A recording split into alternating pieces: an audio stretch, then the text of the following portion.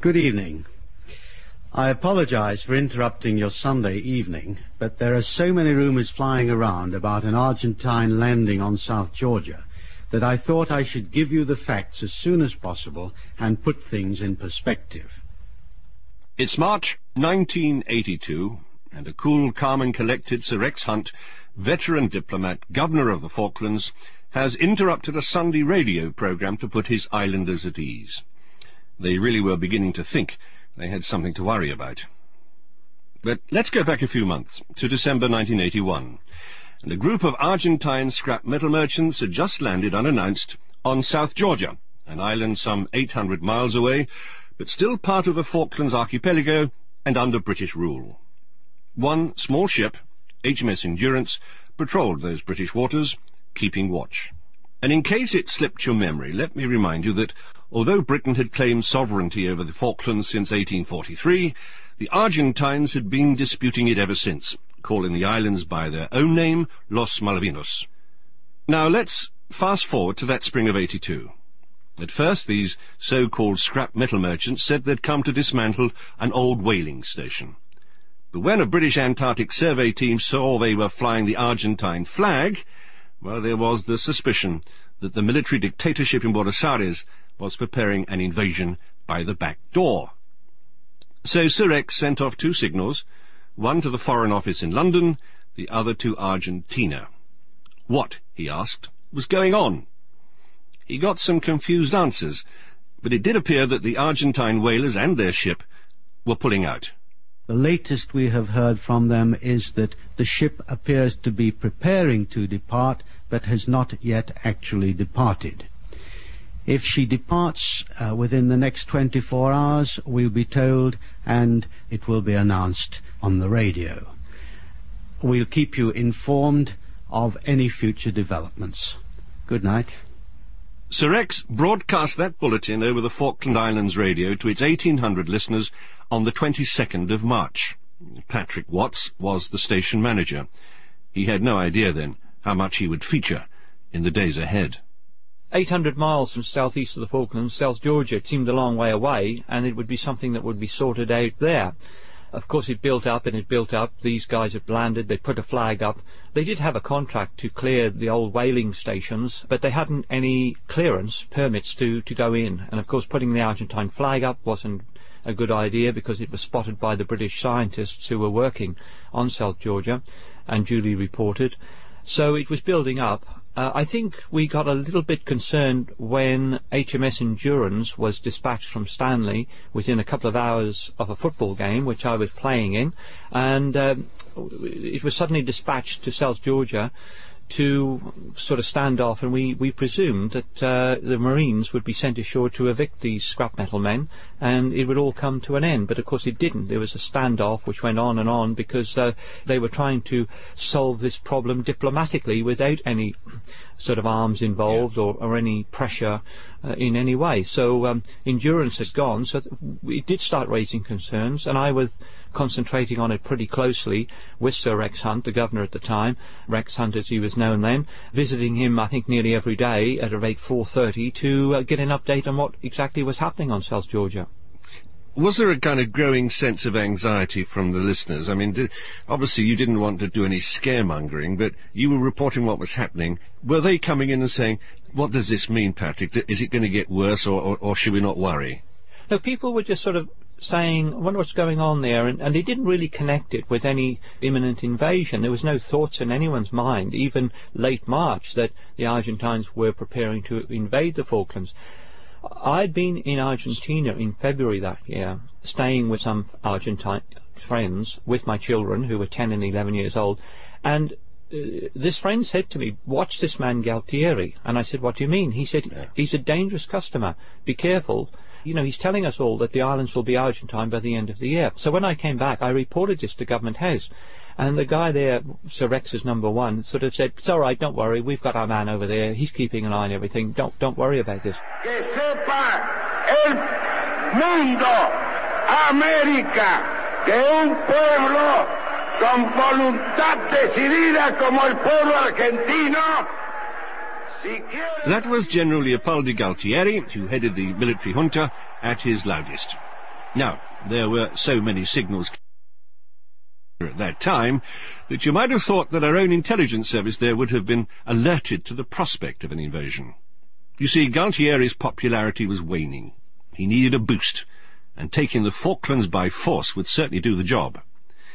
He gambled that the British government hadn't the resources or the will to take him on, and when Whitehall suddenly announced that the only British ship in the area, HMS Endurance, was to be withdrawn, it was all the encouragement he needed.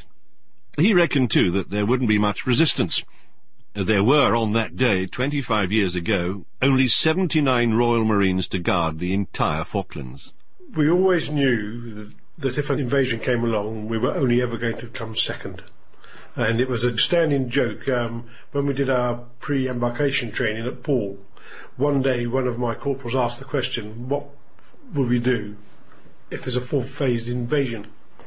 And I said the best thing we can do is go fishing for the day. Mike Norman was the major in charge of them, and he'd been on the islands for just 4 days prior to the invasion. Before he left Britain, he had had the usual briefing from the Foreign Office. There was a kind of feeling that it might happen because the Argentinians were past masters at keeping the pot boiling.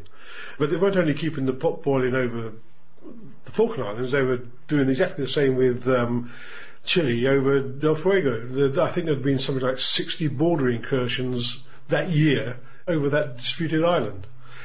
They were the past masters, and that's what everybody thought they were doing. My briefing from the Foreign Office was very, very clear, and it was only a week before we left. They said, life for you and your detachment will become very, very uncomfortable because, quite legitimately, the Argentinians can turn the economic screw. They controlled all the supplies that came in. They controlled the 2 weekly flights, which had gone down to once a week already. And they said there's nothing that anybody can do, international law-wise, to stop this. Of course, he said, they may take the military option, but they won't do that. They won't do that. But they are a very unpredictable race. That was my final briefing. We didn't have any idea because we didn't get anything from our embassy in Argentina. We didn't get anything from the naval chap who really should have told us that the ships were getting their Marines on board. So, nothing from our man in Buenos Aires, nothing from Whitehall. United Nations toing and froing had come to nothing. The diplomatic silence was deafening, and as the days went on, more alarming. Then on the 1st of April, April Fool's Day, Rex Hunt received a telegram from London. He called Major Mike Norman into his office immediately. And Rex showed me this. He said, you better read this. An Argentinian invasion fleet will be off Cape Pembroke at first light tomorrow. It is highly likely they will invade. You are to make the appropriate dispositions. Appropriate dispositions? Yeah. I just looked at Rex Hunt and sort of a bit agog, and he said, we've called their bluff for 20 years. It looks like the silly buggers mean it. Good evening. I have an important announcement to make about the state of affairs between the British and Argentine governments over the Falkland Islands dispute. We have now sought an immediate emergency meeting of the Security Council on the grounds that there could be a situation which threatens international peace and security. I don't yet know whether it has been possible to arrange a meeting today, but our spokesman has been asked to make the following specific points. The Secretary-General has today summoned the British and the Argentinian permanent representatives to express his deep concern over the situation in the South Atlantic and has urged restraint on both sides. We, for our part, have continued to make every possible effort to resolve the current problems by diplomatic means. The British ambassador in Buenos Aires yesterday delivered a further message to the Argentine government, urging a negotiated settlement to current problems and offering to send a senior emissary to Buenos Aires. The Argentinian foreign minister had today responded to this approach in negative terms. He had declined to discuss further the problems occasioned by the illegal presence of Argentine nationals on South Georgia, and he had specifically stated that he no longer wished to use diplomatic channels to discuss the situation in South Georgia. In addition to the Foreign Minister's unwillingness to pursue diplomatic exchanges, there is mounting evidence that the Argentine armed forces are preparing to invade the Falkland Islands. It was on the 1st of April that I headed for Government House with a tape recorder at about 4 o'clock, and much to my amazement, all the leading government officials walked out of the governor's office, or at the end of the building, at the end where his office was, and they all looked very gloomy, and nobody said to me, "Oh, hi, how you doing?" or "It's a nice day," or "It's a cold day," or whatever. They all just walked past me like I wasn't there, and I thought, my God, what's going on? Perhaps Sir Rex has sacked them all or something, but it was just sort of a bit of an odd sort of situation. And I walked into Sir Rex's office, and he said, "Look at this," and he passed me this piece of paper, which was the old telegram. I think nothing off computers, no email or anything. It was just an ordinary telegram, and it just basically said, the Argentinians are on their way to invade the Falklands. Of course, needless to say, I was in a pretty awful state when I read that. Something totally unexpected. It couldn't be happening to the Falklands. And was it true? And was it an April Fool joke? April the 1st. But it was true.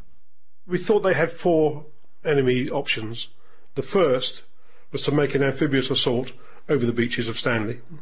The second option was to make a helicopter assault onto the airport itself. The third option was to make a helicopter assault to the area south of Stanley, which is wide open flat land.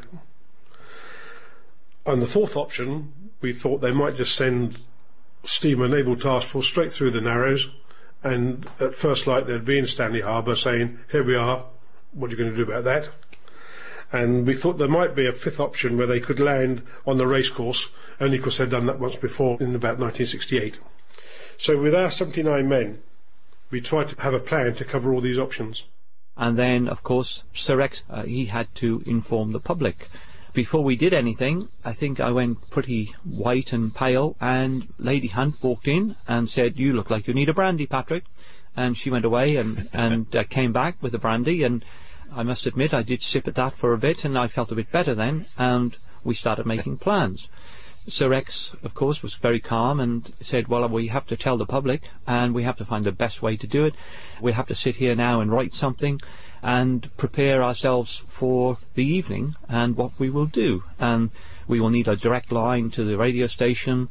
And then I got my instructions, which were, "You will keep the radio station open for as long as you possibly can." Well, I knew what he meant until the Argentinians walked in. So that was it. Those were my orders. I had no choice. That was my job for the night, whether I liked it or lumped it.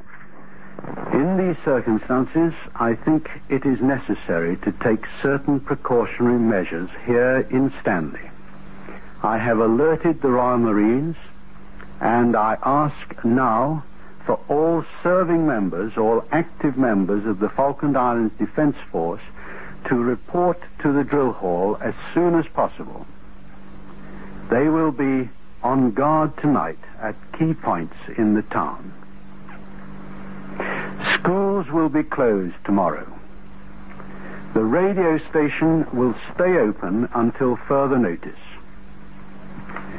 If the Security Council's urging to keep the peace is not heeded by the Argentine government, I expect to have to declare a state of emergency, perhaps before dawn tomorrow. I shall come on the air again as soon as I have anything to report. But in the meantime, I would urge you all to remain calm and to keep off the streets. In particular, do not go along the airport road, stay indoors, and please do not add to the troubles of the security services by making demonstrations or damaging Argentine property. This would play into their hands and simply provide them with the excuse they need to invade us. So please, do not take the law into your own hands. Let us show our visitors that we are responsible, law-abiding, but resolute citizens. I shall let you know as soon as I have anything further to report. Good evening, everyone. This is Patrick Watt speaking, your broadcasting officer. As you've just heard His Excellency say, the situation here is rather serious at the moment, and in view of this, we have decided to keep the radio station open until further notice, and this means that we will continue with our normal programs this evening, and then at 10:30, instead of closing down, we will continue playing you some music, and perhaps we'll find some other programs for you to listen to. Now, please don't expect that every 5 minutes or every half an hour we're going to be able to give you an information bulletin, because this may not happen. All we can do is ask you to listen out for a certain time until we can bring you some information. As His Excellency said, as soon as he has some news, he will broadcast to you. So please bear with us, and please don't become impatient and expect us to be able to bring you hot news every 5 minutes. Thank you very much, and just keep listening to the FIBS. If there is news, we will certainly tell you about it. Now I'll hand you back to our announcer, Michael Smallwood. Well, as it says in those large, famously friendly letters on the cover of the Hitchhiker's Guide to the Galaxy, don't panic. It's now time for special requests.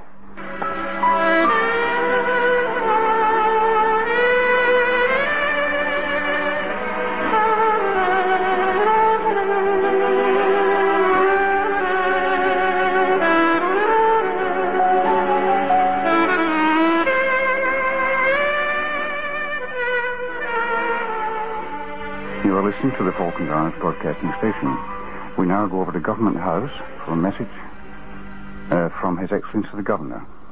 Over to His Excellency the Governor, Mr. Hunt. Good morning. You've probably heard the outcome of the Security Council meeting on the BBC. Both Britain and Argentina were called upon not to use force to settle their dispute over the Falkland Islands. We must now wait and see what effect this has upon the Argentine government. As I speak, there is no indication that the Argentine Navy task force heading this way has changed course. Unless it does, we can expect it off Cape Pembroke by dawn. Now please don't be inquisitive and go and see for yourselves. You'll just get in the way. Stay indoors, and we shall keep you informed by radio. That's all for now. That's all for now, he said. And if that isn't stiff upper lip, I don't know what is. But that's how it was to be until it was all over. The radio station became the island's lifeline. Can you imagine how it must have felt to have been listening in one of the many isolated sheep farms which are scattered all over the Falklands, and being told to stay inside until dawn, not knowing where the Argentines would land, or what they might do once they had? I think everybody in the Falklands listened to the radio because there was no television, and for the rest of the night my dad and myself stayed up and we listened all through the night. Listening on her farm, 30 miles away from Port Stanley, was Trudy McPhee. Well, from when Rex Hunt said about the invasion, I mean, everybody was just glued to the radio. As soon as the record come on, you know, we only had landlines. We used to have to ring up and exchange and get put through to a number. Everybody was just ringing, everybody. I mean, it was a very sort of tense time, and we just sat there all night just sort of listening to updates, and then you'd ring somebody to see if they had seen or heard anything, and you'd make another cup of tea. And when it got to about 11 o'clock, because on our farm we have a generator, we put the generator out and we just sort of sat there in the dark with our candles. You know, every now and again you'd have a look out and you'd see a shooting star and you think, gosh, you know, I wonder what that is. And there's no way we could have went to bed because we might have just missed something.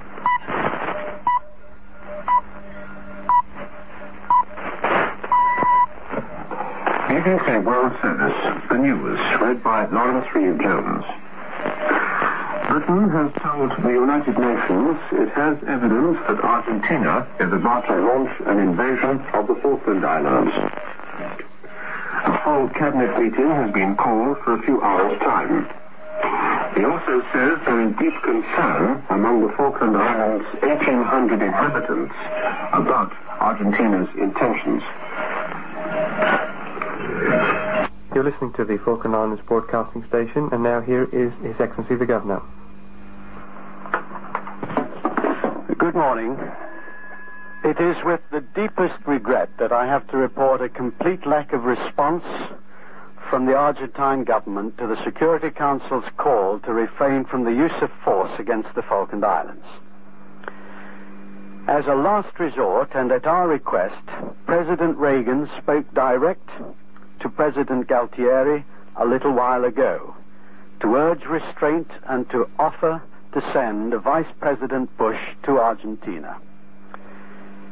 Galtieri replied that he appreciated President Reagan's concern, but if the UK did not agree tonight to recognize Argentine sovereignty over the whole of the Falklands, with provision for transfer within the next few months, they would take whatever action was necessary. Argentina considered that it had full freedom to use force. The idea of a mission by Bush was rejected. Now, it is difficult to see what further steps we could take to deter the Argentines. I therefore have no alternative but to declare a state of emergency with immediate effect under the Emergency Powers Ordinance of 1939. Now, I have no further news about the Argentine Navy Task Force, but may I just say that the morale of the Royal Marines and the FIDF is terrific, and it makes me proud to be their Commander-in-Chief. That's all for now. I'll report when anything has been observed.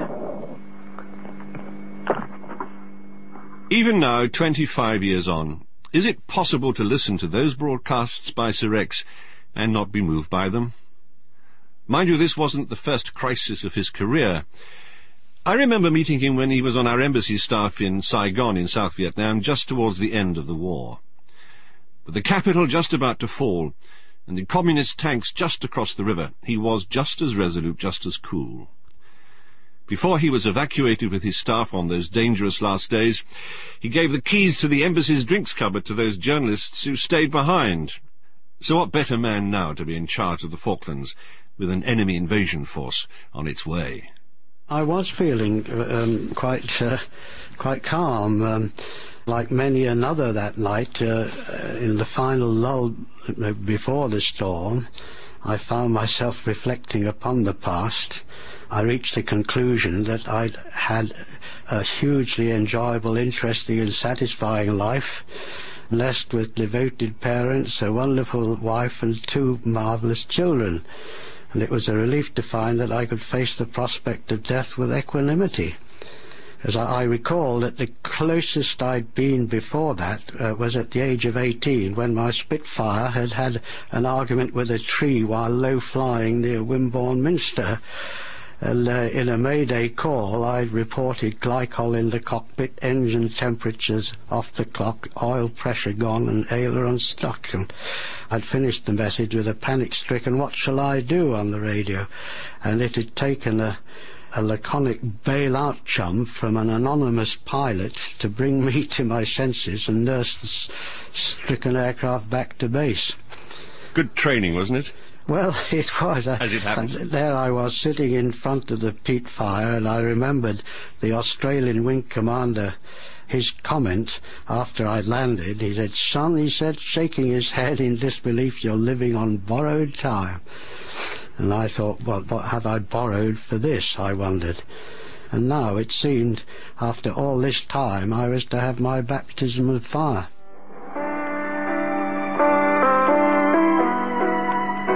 This is the Governor speaking. This is just to let you know that the first Argentine ships have been sighted in Port William, and 1 landing craft approaching the Narrows. Everything is under control. We're keeping them under surveillance. That's all for now.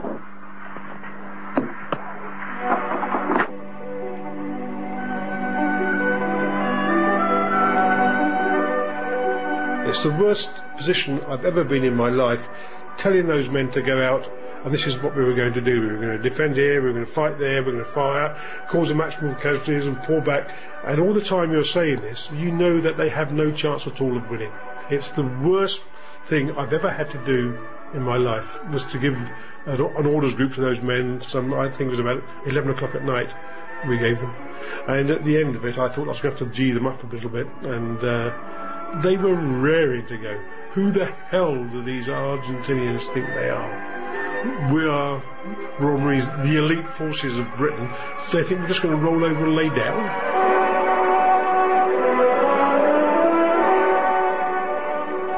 It was very scary. And what might they do if they come in, or would they take you hostage, or? Hello, this is the Governor speaking. Those of you who are living in Stanley will have heard some shots, some confused shooting. We do not know yet what that's all about, but we have had sightings of an aircraft carrier and a destroyer in addition to the 3 other vessels that I mentioned earlier. It appears that the first vessel is attempting to come through the Narrows into the harbour and is probably heading for trying to get Government House. We'll keep you up to date for as long as we can here, and if we go off the air, the radio station will carry on. That's all for now. Well, you're back with the station again, and as the Governor said, we will stay on as long as we can stay on, and I hope that's going to be for some time yet. Anyway, we've got plenty more music lined up, so we'll keep it spinning.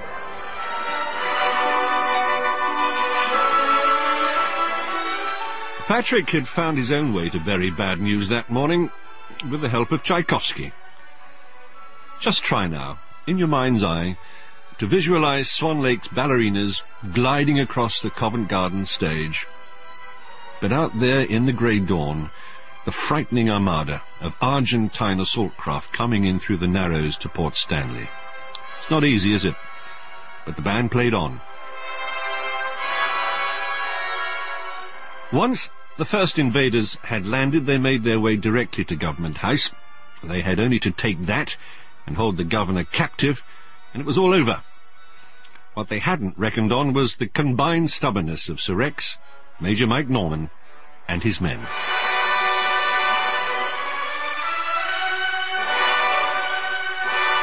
Sir Rex carried a handgun. He said he'd use it if they got as far as his office. Now just think of the odds of survival. Over 200 Argentines in that initial landing against only 79 Marines. The order was never actually given, but it was taken for granted by those few defenders that it was to be a fight to the end. But then they got very, very close, very, very quickly, and it was almost as if we were one side of a dry stone wall and they were the other. And these were all my headquarter men. These were the people that we had, not one of the trained rifle sections who were further down the road. Suddenly, and this phenomenal noise, Newt shouted out, "What's going on?" I said, "I can't work it out. It sounds like artillery fire. The explosions are so loud." And then I decided, no, it couldn't have been artillery fire. It must be mortar fire. And then I thought, there's something missing here. And what was missing was shrapnel. There was no shrapnel flying around at all. Just loads and loads of explosions. And then it suddenly occurred to me, these are special forces with their stun grenades. Stun grenades. And they're throwing these stun grenades. And I've never experienced stun grenades, and they're meant to disorientate people, and they really do. Some of the lads were sort of getting up and wandering away and being grabbed by others saying, "Get down, keep your head down." And then there was a lull. It probably only lasted a minute or so at the firing, but it seemed a long time, and the noise seemed absolutely phenomenal. And I lay there, and I was suddenly conscious that I was just shaking from head to foot, shaking. These stun grenades had the right effect. And I had to give myself a severe talking to. I said, get a grip of yourself, Norman. You told these lads this is how it was going to be. And the state you're in at the moment, if anybody climbs over that wall, you'll be lucky to hit the wall, let alone the person. Just get a grip. And there was absolute silence while I was going through this period, and I did take charge of myself, and I shouted out, "Are you okay, Sergeant Major?" And he said, "Yeah, I'm fine." And then suddenly all the little conversations burst up all around the place. And from that moment on, I've never been so proud to have been a Royal Marine. These guys just clicked in, and training seemed to take over, and everybody carried on as if this is what we did every day of the week. And that was one of the reasons, I think, why we didn't sustain any casualties. Hey, this is Stanley, the Falkland Islands Broadcasting Station, calling. We've just had a message from His Excellency the Governor. Government House is now surrounded, and we've lost contact with him on the direct line, but we've got him by telephone. Sir, would you like to repeat what you just told me? They've flattened the tyres of a lot of the vehicles outside, and they've got 5 armoured personnel vehicles on the way from the Canache landed at York Bay. It's just a matter of time before they overrun us, but we'll see how long we can hang on anyway.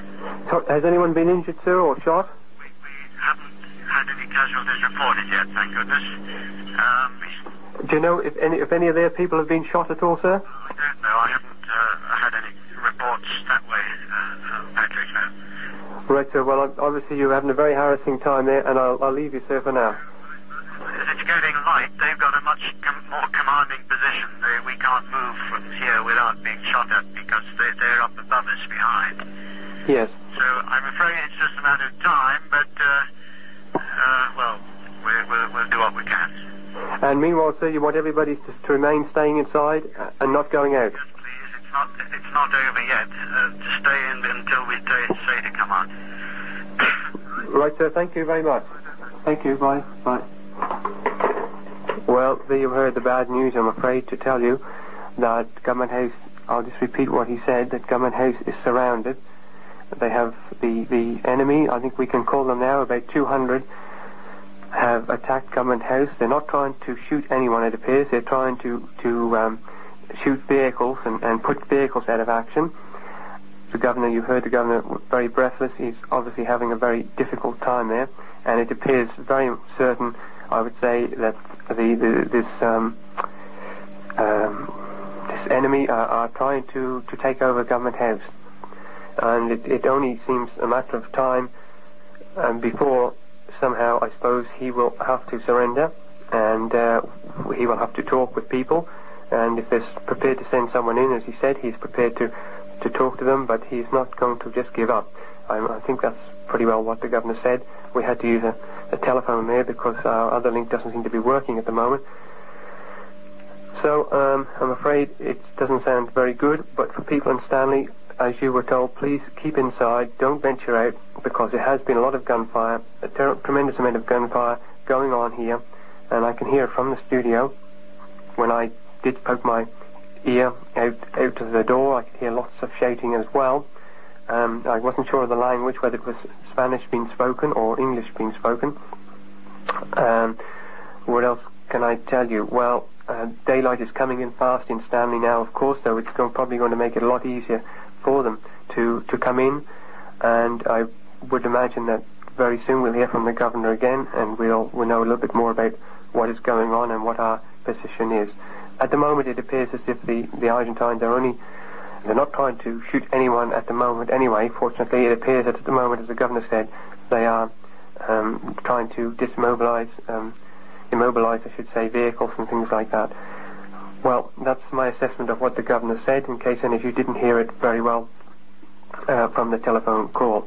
And if I have one or two facts wrong, well, I am sorry, because it's very hectic here at the moment. I'm sorry if this sounds a bit disjointed, but I haven't had time to write anything down or record it or anything like that. But anyway, we'll wait and see what the Governor has to come up with, perhaps shortly, and we'll return it to a bit more music.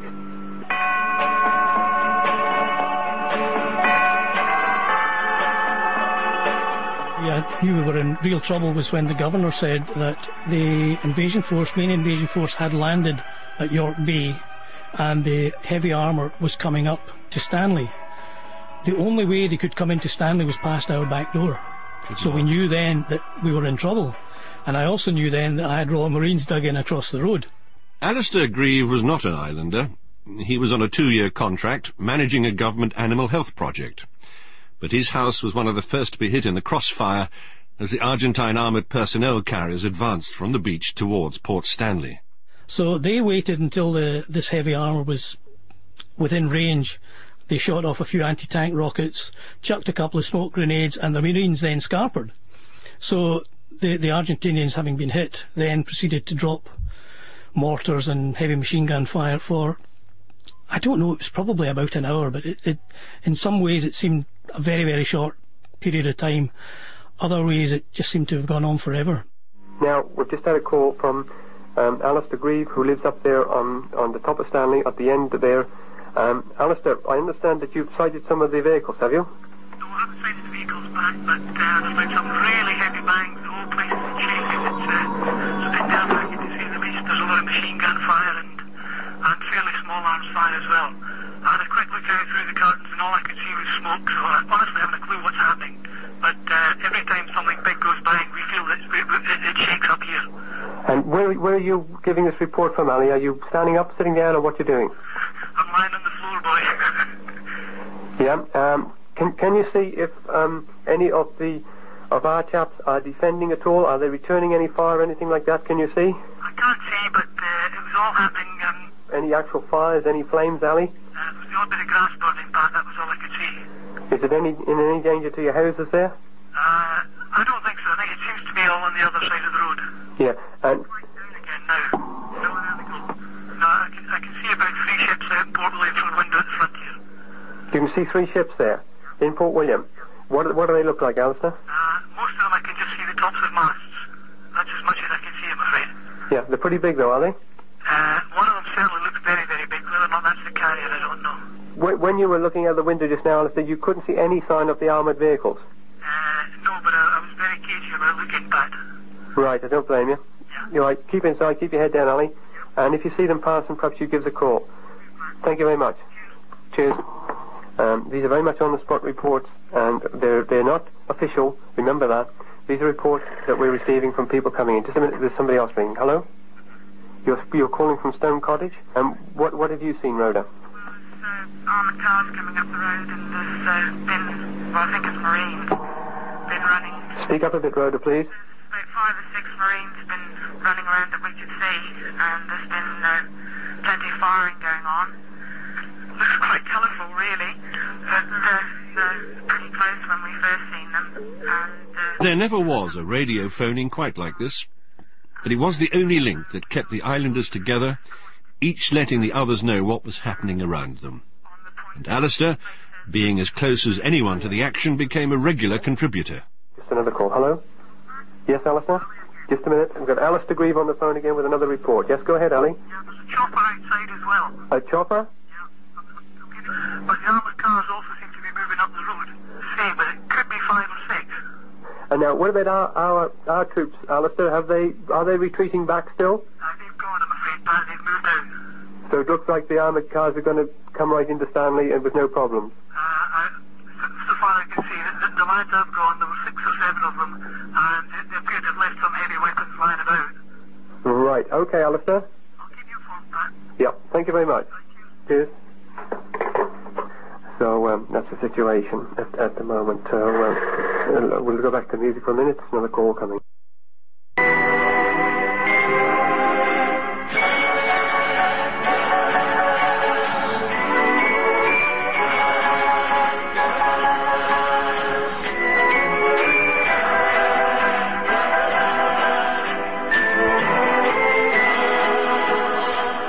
Right, well, I have now His Excellency the Governor on the phone again. Could you give us the latest situation, please, sir? Yes, it's quiet at the moment, but we're pinned down. We've been trying to move up the people a bit further out from the perimeter of government.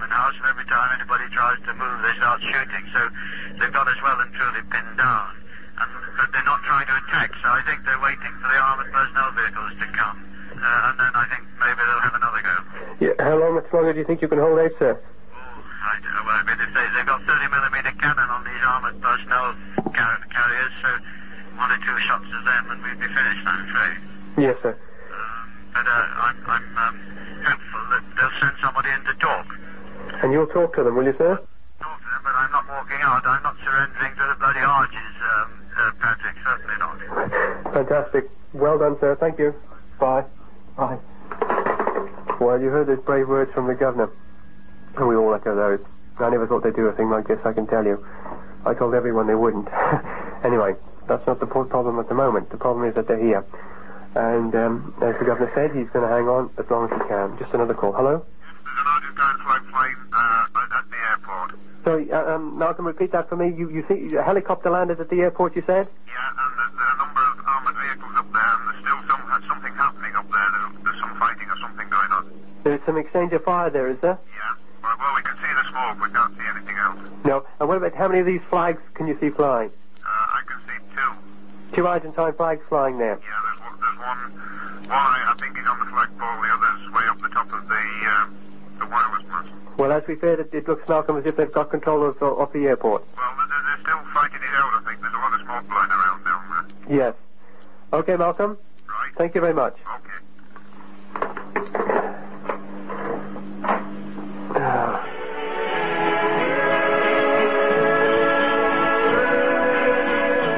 I thought, well, for something like this tonight, we don't really want anybody singing their heads off there. It's not that sort of night. So we'll just choose instrumentals. So we had Mantovani, we had James Last. Sometimes I played the same one again by mistake. It was just ironic that Spanish Eyes and Strangers in the Night and so on just happened to come up as the next selection.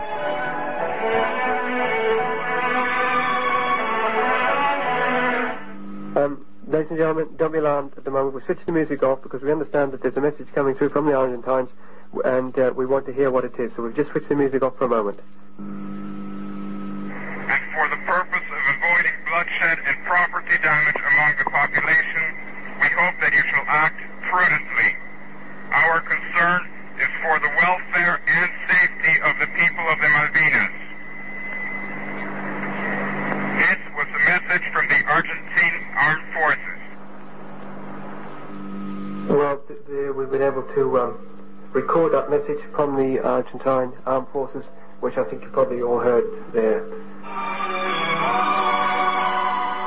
And then, all of a sudden, it was over. The strangers in the night had become the Falklands' new governors. For over 3 hours, Major Mike's small band of Royal Marines had held the invaders at bay, inflicting casualties where they had come out of it unscathed. At 9:15 a.m., April 2nd, 1982, Sir Rex ordered them to stop firing. The odds, he said, were too great. There would be an orderly truce. At the radio station, Patrick waited to broadcast that announcement. He'd been on air non-stop now for a marathon 12 hours. Well, now I'm going to tell you something about the weather. Yeah, don't be surprised. But I'm going to tell you that it's in Stanley here this morning. It's a beautiful morning. It's overcast, the clouds high. It's not a breath of fresh air. Very, very, well, there's some fresh air, but there's no wind. The air in the Falklands is always fresh, as you know. And it's quiet, and it's quite warm, mate. I just went out and had a quick look around. It's, well, an almost perfect day, I would say. Almost perfect. Somebody suggested to me yesterday it was an April Fool joke, but I don't think it is.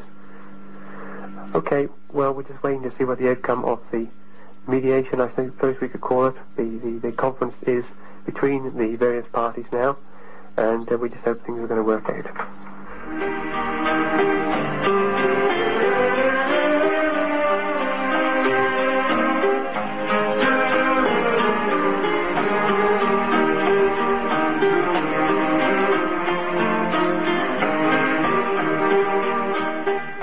And I was on one side of the table, Gary Newt was over the other side of the room, and Rex, before this chap could open his mouth, Rex was, 5'9", this busser must have been 6'2" and tall, and Rex said that this is British territory. We don't want you here, you're not invited. I want you to go now and to take all your men with you. And I remember cocking one eye and looking across at Gary and thinking, well, we've tried everything else, perhaps this is going to work. And Busser had the grace to smile. And he looked at Rex and said, I have got 200 men ashore and I have another 800 men waiting to land. And Rex thought about it for a little while and said, in that case you give me no choice but to order these men to lay down their arms. So it was a great relief that he did it. He saved lives, of that there was no doubt. Once the truce had been agreed, the Argentines' next destination was the radio station. Well, now, the situation, as you might hear, is that the radio station has now been taken over. We have 3 Argentine members. We have everything recorded in 2 tapes. Yes. Okay. Right. Well, just a minute. Okay. Okay. Go ahead. You wait a minute, please. We've been taken over the radio station, as expected, by the Argentine invasion force. And before they broadcast their tapes that they want to broadcast, which you heard him tell me, there's one thing I want to clarify. Some people have been phoning me, and they're not happy with the way I've been presenting this information to you over the last 2 hours, or 3 hours, or 4 hours, or 10 hours, whatever it is. Well, I'm very sorry for those people that I haven't given you the information as you wanted. I don't know what you wanted me to say, but I've tried to present to you an unbiased and fair report on what's happening. And when I say that I think... Yeah, you were pretty straightforward there. I mean, astonishing thing at a time like that for anyone to complain. Well, I think these were a couple of people who would have liked me to have said, I believe there's an Argentine wounded or dying. Great stuff, good-o. Let's hope there's going to be another 10, 15 or 20, because, you know, some people did feel that way. They were probably sitting at home very upset, very angry, very annoyed that their islands were being invaded, and they didn't want to hear what I was hoping was sort of an unbiased coverage or report on what was going on. Get that straight. To speak to the people, what do you want to tell? Tell the people to wait, turning on the receivers, to wait some minutes. In some minutes, the chief is going to communicate them what we want for the population. Well, just a minute. If you take the gun out of my back, I'm going to transmit it to you. If you take the gun away. But I'm not speaking with the gun in my back. There's an argument going on now between the 3 Argentines. They've disappeared. They've left me alone in this room. They have an argument between themselves. Hello? Yes, sir? So, yeah, I've just been taken over by the Argentines. Well, yes, okay, so they've gone into an argument now. Yes, right. Well, His Excellency the Governor... You know, that was a pretty brave thing to do, because they could have so easily have shot him. And he wouldn't sort of give in. He wanted to stay there and be in charge of his radio station, where, you know, maybe other people would have just got up and said, well, you know, over to you, you do what you like with it. But he wanted to stay there, and he knew staying there wasn't going to be easy, because they weren't going to play it quite his way, and people will never forget hearing that. Now I have been told that I must obey the orders of the people who have taken over the station. They tell me not to call them invasion forces. They are not. They tell me that they are friends of all the people in the islands. They do not want to cause any harm to anybody, no bloodshed, no problems at all. They just want to have their right of the islands recognized by everyone else. I have a difficult decision to make. I have to obey what they tell me, or I have to disobey what they tell me. To obey what they tell me is the way out, which is an easy way out. To disobey is not so easy, because if I do, then I have a gun pointed at my back. I have 2 children in the Falkland Islands, as you know, which I love very much, and I do not want any harm to come to me or them. So please understand that I have to obey the orders that I am given. And the orders I am given are coming now from 2 people from Argentina who insist that they are friends of the people in the Falklands. Now, those decisions I leave to you to decide. I'm not going to make any decisions. I have spoken with the Governor of the Falkland Islands, Mr. Hunt, 3 minutes ago, and he told me that the best thing I can do is to obey the instructions that I have. I cannot continue to operate here much longer on my own because of need to eat and sleep. But the radio station will continue. It will continue. We are told that we will continue in the same way, but we have to broadcast the communiques, as you've heard, from the Argentine people that have come to the islands. Patrick was remarkable that night. He was down in that studio on his own, handling the whole thing. It really was a remarkable effort, and I've referred to it now as Patrick's soliloquy, and it really was very, very emotional, especially at the end where he obviously was in tears and flicked the switch to switch off. He's a true kelper. Now, in the studio at this moment, I have two Argentine people, who are now running the station, and let's make it quite clear that it is no longer the station that you knew run on the same lines as previous. The Governor, I hope, will be able to broadcast to you later and instruct you of what you might do or might not do. But just tell them to hang on. Just tell them to hang on, please. Your name, please? You understand? They are answering my phone calls and they are telling me what I must do. So I have to obey these instructions. Whether the Falkland Islands broadcasting station will ever return to the situation it once knew, I don't know, but I sincerely hope it does, because it's a job that I loved and enjoyed doing for you, and I hope that I can continue to do this job somehow, because for me the Falkland Islands is the greatest thing on earth. Okay? Sorry if it seems rather sentimental, but that's the way I feel at the moment.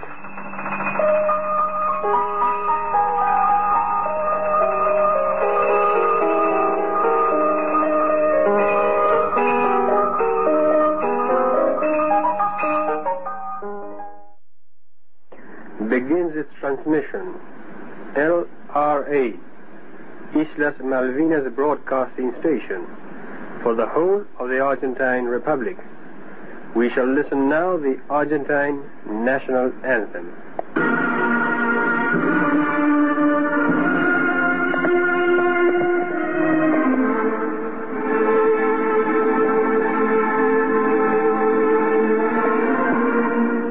The Argentines deported Sir Rex back to Britain later that same afternoon, and he sat out the rest of the war as an observer. He was not invited to any British government meetings during the crisis for reasons that were never fully explained to him. I finished by saying, rest assured, we shall be back. And I hadn't any idea of if we could get back, but that was the way I finished it up. And I said to Margaret Thatcher, I'm quite sure will do her very best to get rid of the Argentines. But after the war was over, he returned to the Falklands as governor. Major Mike Norman and his Royal Marines all lived to fight another day. They too were all deported, but immediately volunteered to return with the task force. One lovely story of Corporal Armour told of, as he got back into the area of Stanley, a lady came out with a tray of teacups for a cup of tea for them all. And there was an APC just, 50 yards away on the... They were ducking in behind her fence for cover, and she was offering them cups of tea. It's something made of movies, isn't it? It is. Trudy McPhee went on to play her part in the war. She drove her Land Rover mostly at nights, taking supplies to the 3rd Battalion of the Parachute Regiment, and she received a commendation for her efforts. The one thing that a lot of people don't realise is how precious your freedom is until you have it just taken away from you. Alistair Greaves completed his 2-year contract and then continued his international career as a scientist. I went downtown and knocked on his door. His daughter opened the door and I said, Daddy in, and Patrick appeared in the hallway and we just literally threw our arms around each other. We then went into the kitchen and had a beer. Is that all? That was it, yeah. It was all very cool, calm and collected. What an end to a day, eh? And what a day. What a day. Certainly one that's very strongly etched in my mind. Patrick Watts continued his radio programs throughout the Argentine occupation. He retired 5 years ago, though he still works as a freelance journalist. For his courage and his stamina on that day, he was finally awarded an MBE. I've been very lucky because I work still as a journalist and I get accredited to attend World Cups, and I do reporting for various agencies. And every time the Argentines play and I'm there and I hear their anthem, memories come flooding back. And I put my hand over my ears and people look at me maybe and wonder, what's he doing, this guy? Because it just seems to go on and on forever and ever. And the memories come flooding back of that anthem. And that's when it all sort of starts me sort of shivering a bit again, and I just wait till it's all over and the anthem, and I take my hands off my ears, and then I enjoy watching the Argentinians play football, and we get on with the game.